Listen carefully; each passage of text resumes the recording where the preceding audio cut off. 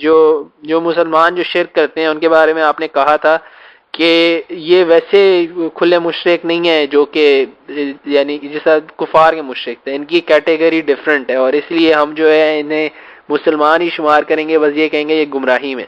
تو اس قادیانیوں کے بارے میں بھی تو یہ کہا جا سکتا ہے کہ وہ بھی گمراہی میں پڑے ہوئے ہیں، اور وہ بھی کیا کہتے ہیں۔ بات یہ فادر جی قیامت کے دن اللہ تعالیٰ لوگوں سے کیسے معاملہ کرے گا، وہ تو ان کی نیتوں کو حالات کو جانتا، اس میں ہم کیا دخل دیں گے؟ جی ہم تو پابند ہیں کہ دنیا میں جو ہمیں شریعت ملی ہے اس میں کہاں تک کسی کو مسلم سمجھے اور کہاں سے اگر سمجھ لیں کہ یہ ہم سے نکل گیا نا۔ جی یہ ہے ضروریات دین کہلاتی ہیں کہ ایسی باتیں جس پر دنیا کے سب مسلمان متفق ہیں۔ حقا کہ قادیانی نہیں، مرزا غلام احمد جی اور اس کے چیلے بھی 20 سال تک اپنی الہامی کتابوں میں انہیں عقیدوں پر رہے جو ہمارے ہیں کہ اب کوئی وہی نہیں آئے گی، جو نبی بنے گا اس پر اللہ کے فرشتوں کی لعنت۔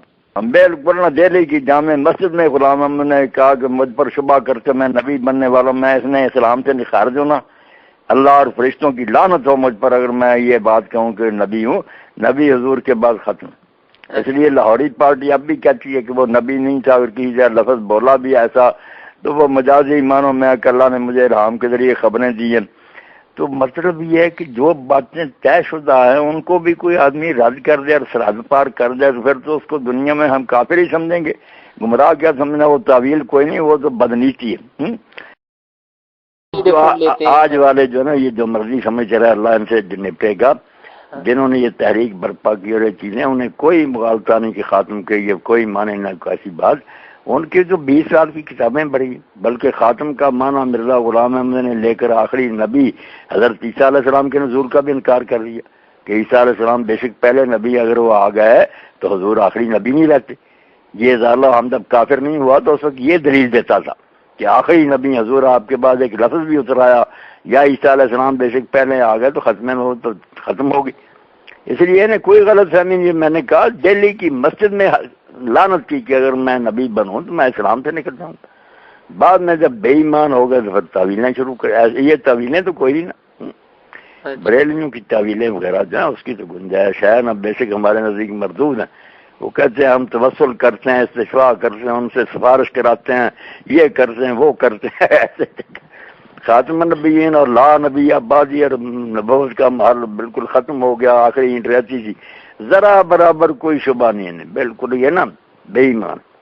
ایسی تعویلوں کی اجازت دے دیں۔ پھر آغا خانی بھی کہتے ہیں نا کہ لا الہ الا اللہ ٹھیک ہے مگر الہ سے مراد آغا خان ہے، اس کی شکل میں اللہ آیا ہوا یہی خدا ہے، اس کی تصویر رکھ لیتے ہیں امام جماعت خانے میں جن کی مسجدیں ہیں، اس سے دعائیں مانگتے ہیں اس سے۔ اب یہ کیا تعویل ہے کہ ایک انسان کو خدا کہہ رہے ہیں؟ اچھا، یہ بھی تعویل کی بھی کوئی حد ہوتی ہے۔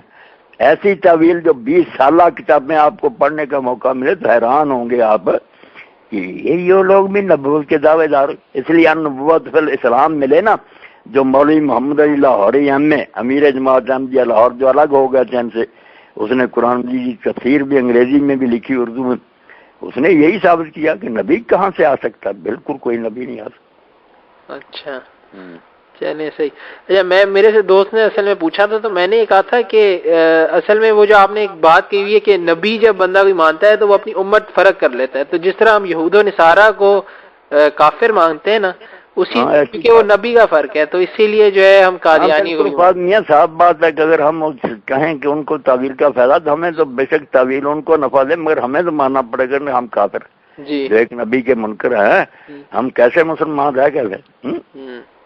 یہ تو کلیئر بات ہے۔ یا ان کو کافر کہیں جنہوں نے ایک نئے نبی کو مان کر الگ ہو گئے، انہوں نے پہلے دن سے جب سمجھ لیا کہ ہم نے نبی مان لیا قادیانی گروہ نے، تو انہوں نے بالکل وہی پوزیشن اختیار کی ہمارے لیے جو اہل کتاب کی کہ ان کی بیٹیاں لے لو، دینی نہیں، ان کو سلام میں پیر نہ کرو، کہیں تو وعلیکم کہہ دو، ان کے پیچھے نماز نہ پڑھو، ان کی نماز جنازہ نہ پڑھو۔ حتیٰ کہ خلیفہ بشیر الدین محمود احمد نے کہا، جب پوچھا کہ غیر احمدیوں کا چھوٹا سا بچہ مرا ہو اس کا جنازہ ہو رہا، تو اس نے کہا عیسائیوں اور یہودیوں کے بچے نہیں مرتے، تم ان کے جنازوں میں شریک ہوتے ہو۔ بالکل انہوں نے صاف لیے، مسلمان رہتے ہیں جتنے پھر ان پڑھ وہ صاف سمجھتے ہیں کہ باقی سب لوگ کافر ہیں، امام کعبہ سے لے کر مشرق مغرب کافروں سے بری۔ ٹھیک ہے. انہوں نے تو صاف لکھ دیا کہ جس نے نام بھی نہیں سنا مرزا غلام احمد کا کسی نے پھر بھی بیعت نہیں کی وہ بھی کافر. اتنا تشدد کہ غریب نے نام بھی نہیں سنا مگر انوار خلافت میں بصیرت نہیں لکھتا بشر نہیں نام سنا وہ نبی کا پر ایمان نہیں لایا اس لیے کافر ہے نا.